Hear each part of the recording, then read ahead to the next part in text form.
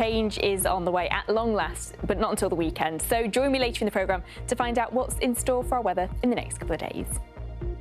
Abbie, we have a weather presenter here, don't we? Sarah Blizzard. Yeah. She says Blizzard, does she? Well, I feel like she has to try and get away from it, but Sarah Blizzard. I mean, that's brilliant. It's a great name for a weather forecaster. So good. I know. Yeah. I try and wangle that I say Dewhurst is in morning dew. Dew? Yeah. You've got it. Yeah, so that's as good as it gets, well done. I'm afraid. Speaking of morning dew, there was probably quite a bit of that out and about this morning, wasn't it? It was a beautiful start to the day. Thank you to Keith for sending this photo in from Harwood.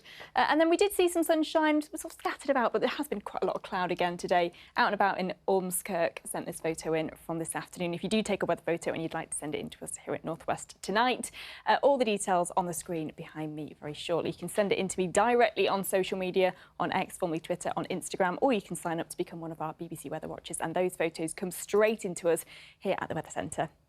So our weather over the next couple of days is looking very similar, very settled. It'll be mostly dry. We'll see variable amounts of cloud. That will allow for a little bit of brightness and some sunshine. It won't be quite as gloomy as it was during the first week of November. But we do have quite a big weather change on the way. High pressure sinking its way south, a squeeze on the isobars on Friday. That will mean strengthening winds, so a little bit breezier through Friday and the weekend, and a cold front. That will move through over the weekend, bringing outbreaks of light rain and introducing much colder air into next week.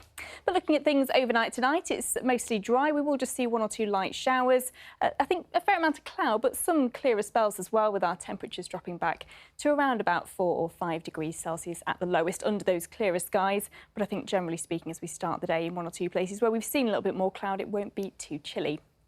So it looks as though tomorrow we'll get off to a dry start. The best of the brightness will probably be in the morning. We'll see a little more cloud gradually building up as we head through the course of the day, but our temperatures are pretty average for the time of year. I think they'll get up to about 9 or 10 degrees Celsius for tomorrow, perhaps a little bit milder than that over on the Isle of Man, where we could see 13 degrees.